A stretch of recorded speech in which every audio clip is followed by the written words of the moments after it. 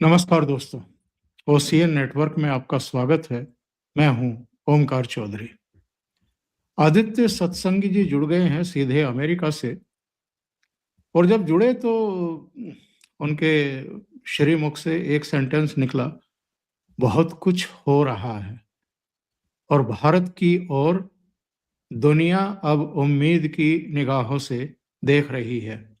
हर कोई नई दिल्ली से उम्मीद बांध रहा है, और बहुत हद तक मैं उनकी इस बात से इसलिए सहमत हूं कि इस समय 20 देशों के राष्ट्रपति, उपराष्ट्रपति और प्रधानमंत्री भारत की राजधानी दिल्ली में हैं। 40 देशों के मंत्री समूह दिल्ली में हैं। 100 देशों के डेलीगेशन हैं। 13 देशों के यहाँ पवेलियन और सेंटर लगे हुए हैं एआई समिट में। ब्राजील से लेकर के फ्रांस के राष्ट्रपति तक वो जिस तरीके से प्रधानमंत्री नरेंद्र मोदी से घुल मिल रहे हैं, उनके साथ कदम ताल करके आगे बढ़ने को उत्सुक हैं, जिज्ञासु हैं, ये बहुत बड़े संकेत और संदेश देते हैं।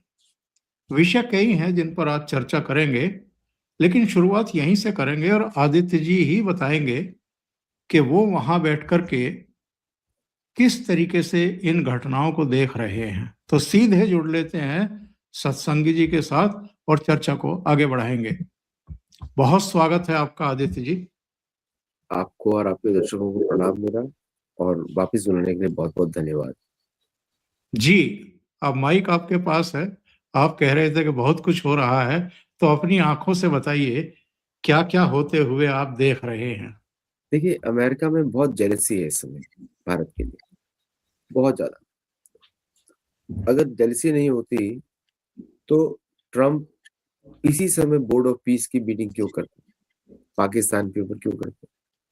तो अमेरिका की जो नेचर है, वो नेचर बाहर आ रहा है, सपोले वाला है, कि उसको दूसरे की बोलते हैं ना, पर सुख दुखी। और तो पर सुख दुखी एपिसोड चल रहा है, और भारत का एपिसोड कुछ और है, पर दुख दुखी पर सुख सुखी। हमारी फिलॉसफी कुछ और है, दूसरों के सुख में हम लोग सुख देखते हैं, दूसरे के दुख में हम दुखी हो जाते हैं। अमेरिका उसको विपरीत है, पर सुख दुखी। तो स्टेट डिपार्टमेंट से लेके मार्को रूबियो से लेके सबके अंदर जलन मची हुई है। अब ये मत सोचिए कि सर्जियो गोर जो तारीफ कर रहा है, मिल रहा है इधर उधर, बड़ा खुश होगा, but is going on. UK में प्रिंस एंड्रू पकड़े जा रहे हैं। फिर आपके रशिया में बवाल मचा हुआ because of economic reasons. China में पॉपुलेशन प्रॉब्लम चल रही है। मुझे बताइए, अफ्रीका में लूट लूट के वेस्टर्न कंट्रीज ने वहां की हालत खराब करके रखी हुई है। साउथ अमेरिका में चर्च ने उनको दबा दबा के पीट पीट के उनकी हालत खराब करके रखी हुई है। Only those countries are safe जिनका भारत के साथ इकोनॉमिक या डिफेंस रिश्ता। अब मैं आपको बता दूं कौन कौन सी कंट्रीज खुश है। आर्मीनिया खुश है, अजरबैजान की पिटाई कर रही है ना, भारतीय वेपन्स के साथ। और ट्रिनिडाद टबेगो खुश है, भारत के अच्छे रिलेशन है। गायना खुश है, भारत के अच्छे रिलेशन है। सुरिनाम खुश है, भारत के अच्छे रिलेशन है। रशिया खुश है क्योंकि उसको सब कुछ बेकार चल रहा है पुतिन के लिए इस समय, लेकिन one pillar is good for Russia which is India. Europeans are happy with the EU FTA deals. तो जो भारत के साथ है आज खुश है, जो भारत के विपरीत है वो सारे दुखी है, इंक्लूडिंग अमेरिका। अमेरिका का दुख आपको दिखाता है कि America is not with India. Modi ji को ज्यादा मालूम होगा। बिल्कुल सही बात आप कह रहे हैं। जो मैंने अभी कहा वो बहुत संक्षिप्त में कहा। देखिए, जितने बड़े पैमाने पर दिल्ली में एआई समिट ऑर्गेनाइज की गई है, आयोजित की गई है, इतने बड़े पैमाने पर अब तक हुई नहीं कहीं भी। शायद 3 हुई हैं, ये चौथी है। 100 से ज्यादा देशों का रिप्रेजेंटेशन, 45 देशों से मंत्रियों के समूह, 20 देशों के राष्ट्र प्रमुख, Australia, Japan, United kingdom, Germany, France और इनके समेत 13 देशों के पवेलियन यहाँ पर। 300 के करीब एग्जीबिशन सेंटर और 5 दिन में करीब करीब 2.5 लाख लोग, ये 3 जगह आयोजित हो रहा है, भारत मंडपम, सुषमा स्वराज भवन और अंबेडकर सेंटर। तो करीब करीब 2.5 लाख लोग इसमें शामिल होंगे और युवाओं का उत्साह देखने के लायक है। सुंदर पिचाई से लेकर के डीप माइंड, ओपन एआई, इन सब के सीईओ, इसके अलावा एनवीडियो, माइक्रोसॉफ्ट, मेटा, इसके अलावा क्वालकॉम जैसी कंपनियां यहाँ पर आप देख ही रहे हैं। करीब करीब 40 ग्लोबली और भारत के सीईओ, उनकी उपस्थिति यहाँ दर्ज की गई है। अंतर्राष्ट्रीय स्तर पर इसकी चर्चा हो रही है। तो मैं ये जानना चाह रहा हूं कि ट्रंप साहब ऐसे समय ही बोर्ड ऑफ पीस की मीटिंग क्यों नहीं करेंगे? अगर दिल्ली में इस समय इतना जमावड़ा है, इतने राष्ट्र प्रमुख हैं, मैं नोट किए थे 7 देशों के राष्ट्रपति, 9 देशों के प्रधानमंत्री एक साथ नई दिल्ली में, तो ये पावर सेंटर कौन दिखाई दे रहा है? नहीं, आप इसमें एक बात और ऐड कर देता हूँ आपकी बात में। आपने पूरा स्टेटिस्टिक्स दे दिया है। एनवीडिया के सीईओ वांग जेनसेन, वो बोलते हैं India is the AI factory. Anthropic के सीईओ बोलते हैं इंडिया इज द फाउंटेन, मतलब उनका एग्जैक्ट स्टेटमेंट तो कुछ और है, लेकिन मैं समराइज कर देता हूँ, पैराफ्रेज कर देता हूँ उनका, कि India is the basis for global AI. तो ये बड़े बड़े स्टेटमेंट्स हैं जो कि अमेरिकन कंपनीज के सीईओ बोल रहे हैं। फिर आप अमेरिकन एआई कंपनीज को देखिए। अमेरिकन एआई कंपनीज में 14% are run by Indians. AI companies की बात कर रहा हूँ। इनोवेशन, परप्लेक्सिटी, वो भारतीय H1B वीजा वाले हैं। ऐसा नहीं कि वो ग्रीन कार्ड या सिटीजन है, शायद उनको ग्रीन कार्ड अब मिल गया होगा, but what I am saying is, और एआई एडवाइजर टू ट्रम्प वो भी इंडियन है। सो द पॉइंट इज कि जो 3 मेजर क्वालिटीज होती हैं एआई पे काम करने के लिए, which is perseverance, focus and third thing is your skills, वो तो सिर्फ भारत में ही है और मास स्केल पर है। अभी अब एआई को प्रोग्राम करने के लिए आपको उतने बड़े हैंड्स तो चाहिए। वो लोग बोल रहे हैं हम रिप्लेस कर देंगे सारे ह्यूमन बीइंग्स को सॉफ्टवेयर से, पर जब आप रिप्लेस करोगे उसको एडमिनिस्टर कौन करेगा? उसके रिप्लेसमेंट के एल्गोरिथम्स कौन चेंज करेगा? उसके लिए भारतीय होगा। तो ये it is a great opportunity for Bharat. और प्रधानमंत्री मोदी ने तो बड़ा स्पष्ट तरीके से बोल दिया, it's not about leadership, we are going to be top countries. Top 3 में उन्होंने नाम लिया है और मेरे हिसाब से टॉप नंबर 1 होते जाए। अब बोर्ड ऑफ पीस पे आता हूँ। अब इतनी बड़ी एआई सक्सेस को देखने के बाद शांति तो नहीं मिलेगी तब, क्योंकि मैंने आपको उनका स्वभाव सबको पहले ही बता दिया। एंग्लो सैक्सन स्वभाव होता है जलन करना। ये अपने भाई से जलन करते हैं, अपनी पत्नी से जलन करते हैं, अपने सनी लॉ के साथ जलन करते हैं। Very few families are there, good families are there which are stable. लेकिन फिर भी जो करंट एडमिनिस्ट्रेशन है, इंस्टेड ऑफ सेइंग कि वो क्या कर सकते हैं बेटर, सपोज इमेजिन करिए ये समिट होती अमेरिका में, क्या होता? रेसिज्म, लोगों को एक्सेस नहीं मिलती और प्रेजेंटेशंस होती सारी विदाउट इनोवेशन, ओपन माइंड नहीं दिया जाता। Will it be successful? फिर उसको क्या होता, भारत से बहुत लोग ट्रेवल करते, बाकी जगह से ट्रेवल करते और वो इसको सक्सेसफुल बनाते। So America can not sustain such kind of summits on its own. Bharat can sustain such kind of summits on its own, क्योंकि लोगों के अंदर इंटरेस्ट है। और जो भारत का यूथ है is the most positive youth in the world. आप देखिए पाकिस्तान की यूथ की बात करिए, बम बन के फट जाता है ना? अमेरिकन यूथ की बात करिए, ड्रग लेके पड़ा जाता है सड़क के ऊपर। यूरोप के यूथ की बात करिए, उसको जीवन में विश्वास नहीं है। सुसाइड रेट्स आप देखिए स्कैंडिनेवियन कंट्रीज में। साउथ अमेरिका के यूथ की बात करिए, उनको बस अय्याशी करनी है। So where is the youth which is focused on constructive activities? That is India. और वो मैं बड़ा ऑनेस्टली बोल रहा हूँ, ये ऑब्जर्वेशंस है, क्योंकि you only see an Indian youth worrying about the career, about future. कौन से देश है दूसरे देश का यूथ है जो ऐसे वरी कर रहा है? Maybe to some extent Chinese, लेकिन वहां पर पॉपुलेशन का डिविडेंड नहीं है, भारत में है। तो इसलिए अमेरिका में बोर्ड ऑफ पीस जो चल रही है, ये आर्टिफिशियल पीस दिखाने की कोशिश है, लेकिन वहां पर भी बात तो भारत की हो रही है। अब देखिए, बात तो भारत की हो रही है। तो भारत और पाकिस्तान में युद्ध रुकवा दिया, 8 बार रुकवा दिया, 10 बार रुकवा दिया। शायद अभी तो बोलने वाले हैं कि बस मैं ही हूँ, 25 मिलियन लोगों की जान बचा ली, शहबाज शरीफ। सो एनीवे, सो ये बोर्ड ऑफ पीस तो वैसे भी किसी और पर्पस के लिए बना था, और उसका रेलेवेंस रहेगा अगले साल तक में भी। उसके बाद उसको डिसमेंटल कर दिया जाएगा। तो जो जिसने पैसा दिया है, सबका पैसा गया। वैसे तो तमाम देशों के राष्ट्रपति, उपराष्ट्रपति, प्रधानमंत्री यहाँ पर हैं, लेकिन केवल 2 का जिक्र करूँगा, और वो है फ्रांस के राष्ट्रपति और ब्राज़ील के राष्ट्रपति।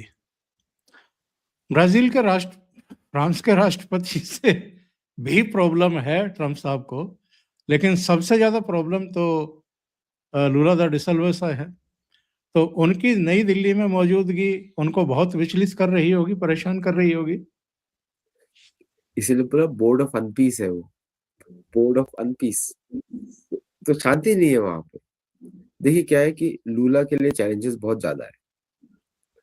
वेनेजुएला के बाद नंबर उनका है, ब्राजील का, क्योंकि डॉनरो डॉक्ट्रिन में ब्राजील इज ए कांटा, उसको निकालना जरूरी है। और लूला बड़ा स्मार्ट है। वैसे लूला दोनों साइड की बातें करते हैं, कि वो लोकली बात करते हैं, अमेरिकन के पास भी आना चाहते हैं ब्राजीलियन कॉफी के लिए, और फिर वो अमेरिका की हेजेमोनी के भी विरुद्ध बातें करते हैं, जो कि मॉरल स्टैंडिंग वाला है, कैथोलिक चर्च वाला है, प्रोटेस्टेंट चर्च वाला नहीं है। सो भारत के दोस्त हमेशा ज्यादातर वही लोग रहते हैं जो प्रोटेस्टेंट चर्चेस से होते हैं। भारत के दुश्मन सारे होते हैं कैथोलिक चर्चेस वाले, जैसे कि सोनिया गांधी कैथोलिक चर्च वाली है, और केरल के और डीएमके और सब कैथोलिक चर्च वाले। सो तो लूला डिसिल्वा की चैलेंजेस ब्राजील के अंदर बहुत ज्यादा है, और अमेरिका की जो आंख लगी हुई है, वो चाहते हैं कि जिस तरह भारत ने गयाना को बचा लिया, सुरिनाम को बचा लिया, चिले को बचा रहा है, पेरू को बचा रहा है, शायद ब्राजील को भी बचा ले। लेकिन ऐसा पॉसिबल नहीं है, क्योंकि because of their own polity. तो मेरे हिसाब से Lula will be very aggressively pushing for getting Akash missile system, और क्योंकि वही उनको एक्चुअल जरूरत है, आकाश की जरूरत है, ब्राह्मोस की जरूरत है। और क्या भारत बेचेगा? अगर भारत ने बेच दिया, इसका मतलब Bharat has taken up the war in the American continent. अगर नहीं बेचा, इसका मतलब भारत और यूएस ने कोऑपरेट किया। तो ये देखना पड़ेगा क्या डिसीजंस आते हैं। और वैसे भी भारत, अमेरिकन जो ब्राजीलियन कंपनीज है, लूला बड़े बिजनेस डेलीगेशन लेकर आए हैं। एम्ब्रेयर के साथ भारत की डील होने वाली है। So I think it will be interesting to watch क्या होती है डील में। तो आपने फ्रांस की बात किया, तो मैक्रोन से तो ट्रम्प चिढ़ते ही है, और $40 बिलियन मिलने के बाद शायद जो कंपनी बेच रहे थे अमेरिका को, वो भी ना बेचे ना हो। तो नाउ तो I think Bharat has protected France one more time. Bharat ने मिस्टेर से प्रोटेक्ट किया, उन्होंने प्रोटेक्ट किया, मिस्टेर से प्रोटेक्ट किया, फिर उन्होंने मिराज से प्रोटेक्ट किया, अब उन्होंने राफेल से प्रोटेक्ट किया, जो कि mother of all deals actually. Yes, जितनी बड़ी बड़ी एफटीए साइन हो रही हैं, और अभी प्रधानमंत्री ने कहा पिछले सप्ताह के 38 देशों से हम एफटीए साइन करने जा रहे हैं, कुछ पाइपलाइन में है। ये आने वाले 5 साल, और चलो इसको 5 साल और बढ़ा लें तो 10 साल, तो भारत जो है, अगर क्वालिटी वाइज भी उसने कंपनियां जो हमारी हैं उन्होंने कंप्रोमाइज नहीं किया, जैसा कि प्रधानमंत्री ने ईटी कॉन्क्लेव में भी कहा और कुछ दूसरी जगहों पर भी कहा कि हमें क्वालिटी के मामले में बीट करना है बाकी सब जितने भी कॉम्पिटिटिव हमारे कंट्रीज हैं, दूसरे लोग हैं। तो उसमें अगर हम लोग कामयाब हो गए, तो मुझे लगता है कि ये तो चाइना के लिए भी एक तरीके का बहुत बड़ा खतरा पैदा होगा, और अमेरिका के लिए और मुश्किलें खड़ी होंगी। देखिए, भारतीय quality is always considered better than any other country. जो भी प्रोडक्ट्स आते हैं अमेरिका में, जो भी जैसे भी आते हैं, ट्रक्स चलते हैं अमेरिकन भारतीय प्रोडक्ट्स के ऊपर, कमिंस के सारे इंजन के पार्ट्स चलते हैं भारतीय एंसिलरी इंडस्ट्री पे, तो क्वालिटी इज वेरी गुड। लेकिन प्राइम मिनिस्टर मोदी का स्पेशली बोलना मीन्स कि जब अपॉर्चुनिटीज खुलने वाले हैं, it will B volume driven market, volume driven market में क्वालिटी रखना इज वेरी क्रिटिकल। तो मेरे हिसाब से मैं तो बोलता हूँ भारतीय बिजनेसमैन को फॉलो द मुंबई डब्बा वाला। डब्बा वाला चिट पे लिखता है, शायद अभी तो सेलफोन यूज करते हैं वो लोग, चिट पे लिखता है और समय पे डिब्बा प्रोड्यूस होता है गर्म खाने के साथ, हर जगह पहुंच जाता है मुंबई में। ओके, तो उस तरह का भारतीय माइंडसेट वाला क्वालिटी पे हम लोग ज्यादा फोकस करें and build our own quality doctrines. जैसे हम लोग जापानीज वर्ड्स यूज करते हैं काइजेन और ये सब, हम लोगों को अपने ही डॉक्ट्रिन्स बनाने पड़ेंगे, चाहे हम उसको विश्वकर्मा डॉक्ट्रिन बोले या हम उसको कोई वणिक मॉडल बोले, जैसे एक वणिक मॉडल मैंने भी लॉन्च किया है। तो इस तरह के मॉडल्स बनाने पड़ेंगे जिसके आधार पे हम क्वालिटी को एक प्रोसेस बना दें, कि मतलब उस प्रोसेस से निकला है तो क्वालिटी ही निकले। See when we focus on those standards, ये वेस्टर्न मॉडल को इधर फॉलो नहीं करना पड़ेगा, क्योंकि वेस्टर्न मॉडल आप जैसे ही फॉलो करेंगे they will interfere in your process. तो इसलिए भारतीयों को भारतीय हिसाब से इसको जुगाड़ू बोलते हैं, उसका नाम ही होना चाहिए जुगाड़ू 1, जुगाड़ू 2, जुगाड़ू 3, ऐसे कोई पॉलिसीज बनाए, प्रैक्टिसेस बनाए जिसपे फोकस करें। इसलिए प्रधानमंत्री मोदी का वॉल्यूम में क्वालिटी देखना इस रिमार्केबल इंसाइट, क्योंकि उन्होंने एक दिया है कि manufacturer should focus on it, और ये I think Indian manufacturers have enough skills to do that. उनको मालूम है कि किस तरह वर्क को ब्रेक डाउन करना, मतलब वो सब डिटेल्स हो जाएगा, माइन्यूट डिटेल्स हो जाएगा, लेकिन फिर भी आई एम श्योर कि ये जो डायरेक्शन है वो इसी तरफ है कि इतना बिजनेस होगा, इतना बिजनेस होगा, इतना बिजनेस होगा, और वो उतनी ही जल्दी चौपट होगा क्वालिटी में। जैसे आप और हम ही देख लें, अगर हमको थोड़ा भी क्वालिटी डिफरेंस लगता है तो हम नहीं खरीदते हैं, और इंडियन बिल्कुल। Consumer is quality driven. तो ये सोचना पड़ेगा कि अगर आपका कस्टमर सेटिस्फाइड नहीं है तो दूसरे लोग कैसे होंगे। So that's where we need to focus on now. अच्छा, ट्रम्प साहब के जो बोर्ड ऑफ पीस मीटिंग है उसकी एक बात का उल्लेख तो आपने कर दिया कि उन्होंने कहा कि मैंने सीज फायर कराया, लेकिन आज उन्होंने और इंक्रीज कर दिया जेट्स गिरने के मामले में। उन्होंने कहा कि 11 गिरे थे। तो धीरे धीरे ट्रम्प साहब बढ़ते जा रहे हैं। अब मजे ले रहे हो ट्रम्प की अच्छी तरह। एक्चुअली क्या है कि हम सबको थैंक यू बोलना चाहिए ट्रम्प को कि सबकी सोशल मीडिया चला रहे हैं। तो very good, thank you so much Mister Trump, you are doing wonderful work sir. Please do every day, कोई 2 कमेंट रिलीज करे ताकि सब पे 2-2 शोज तो बन जाए, है ना। तो एक्चुअली क्या है कि आप, मैंने आपको बताया ना, डायरेक्शन लेस है, रडरलेस है, पता नहीं, नहीं क्या कुछ लोगों ने ये भी कहना शुरू कर दिया आदित्य जी हाँ। कि ये बाइडन की अवस्था को प्राप्त होते जा रहे हैं।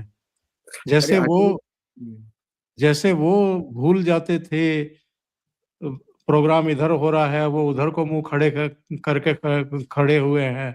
तो इनका स्मृति ठीक तरीके से काम कर रही है कि नहीं कर रही है?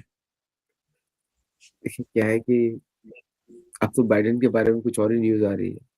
वैसे एक बात की मैं दाद दूंगा ट्रम्प को, उन्होंने बाइडेन को अच्छा दिखा दिया, तो Biden should be very happy, अगर जिंदा है तो। अब बात दूसरी आ रही है कि Biden itself was a plant.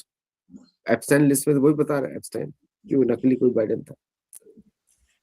Actually क्या है कि ट्रम्प की मेडिकल कंडीशन पे अमेरिकन मीडिया में बहुत डिस्कशन चलता है, specially from the Democrat side, इसलिए मैं ट्रस्ट नहीं करता। क्योंकि अगर डेमोक्रेट्स बोल रहे हैं ट्रम्प के बारे में तो वो सच शायद बोले या ना बोले, लेकिन एक बात तो सच है, उनके हाथ पे जो कंसिस्टेंटली ब्लैक मार्क आता है। मैंने किसी आयुर्वेदिक डॉक्टर को पूछा था, उन्होंने बोला था इनके ब्लड में प्रॉब्लम है, may be he may be having कोई ऐसा डिजीज हो सकता है जिसके बारे में हम लोग डिस्कशन नहीं करना चाहते हैं।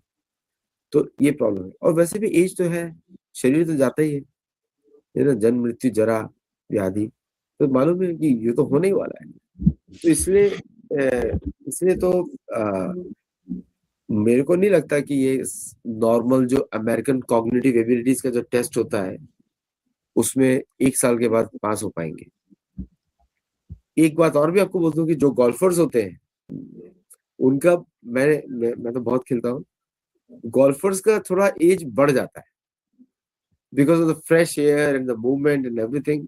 क्योंकि मेरे टीम के एक मेंबर थे पहले, अभी नहीं रहे, वो 97 एज के थे और पूरा गोल्फ गेम खेलते थे मेरे साथ, ऑल 18 होल्स। तो गोल्फर्स की एज थोड़ी ज्यादा होती है, जनरली फिटनेस ज्यादा रहती है, सो इसलिए मुझे लगता है कि he is able to sustain himself. तो लेकिन हेल्थ प्रॉब्लम्स तो है, वो दिख रहा है एक्चुअली, कॉग्निटिव एबिलिटीज दिख रहा है कि वो सडनली वो मीटिंग में से उठ के पीछे जाके बॉल देखना शुरू कर देते हैं, फिर सडनली वो उठ के जाते हैं, किसी भी शेक हैंड कर लेते हैं। So we have seen that. लेकिन जब अपने एलिमेंट और आपने देखा होगा प्रेसिडेंशियल फ्लाइट्स में भी he is sleeping all the time अभी आजकल, उठ नहीं पाता। अच्छा। हाँ, हम्म। तो उनके लिए बोलना पड़ता है बाकी लोगों को कि President Trump is extra active. जब वो बोल रहा है एक्स्ट्रा एक्टिव, मतलब why you are emphasising it, you should not talk about it. जब वो एम्फसाइज कर रहा है इसका मतलब प्रोपेगेंडा है। सही है। अच्छा, ये जो एप्स्टीन फाइल्स कांड का जो अब साइड इफेक्ट आने शुरू हुए हैं, किंग चार्ल्स के भाई की गिरफ्तारी, एक 17 साल की लड़की के साथ रेप का आरोप, और एक तो शायद और भी हुआ है, अमेरिका में भी कुछ चल रहा है, इसका साइड इफेक्ट आने शुरू हुए हैं और उसका प्रभाव पड़ना शुरू हुआ है।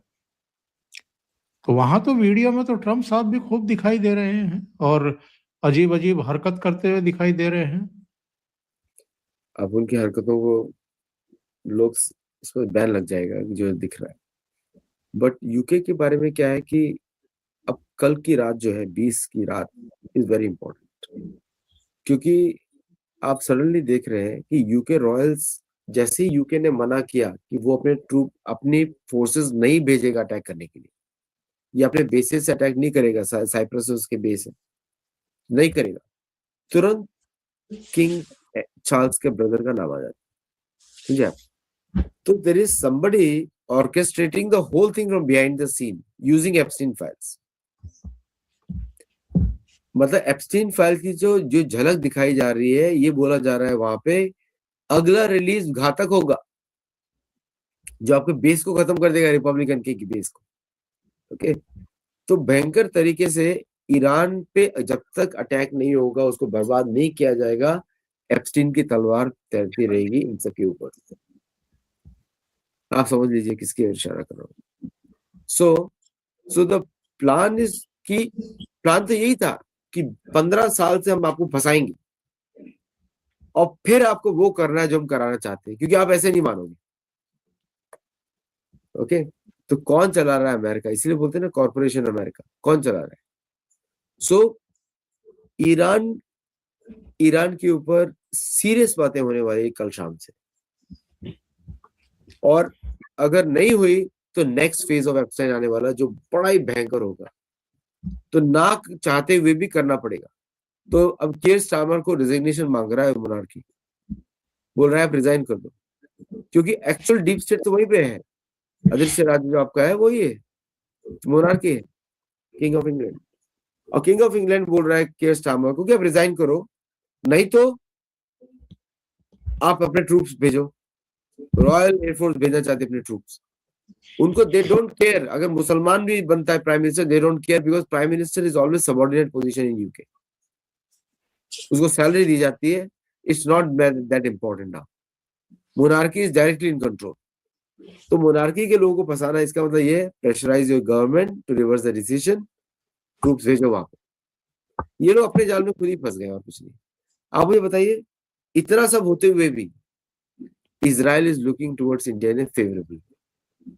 बिल्कुल। उसको मालूम है कि देखिए क्या है कि कहीं ना कहीं ऑनेस्टी इज वेरी इंपॉर्टेंट। उसको मालूम है डिपेंडेबल लोग हैं, सरल स्वभाव है, बस पंगे मत लेना, पंगे लेने के बाद ये उखड़ जाते हैं। तो इजराइल को मालूम है, और हमारी जैसी बुद्धि वाले लोग हैं, इजराइल को मालूम है ज्यूज के को बुद्धि को टक्कर तो हम ही लोग देते हैं हमेशा, चेस में हर जगह। तो बोलते बुद्धिमान लोग हैं, पंगे मत लेना, तो प्रॉब्लम हो जाएगी, दोस्ती बना के रखो।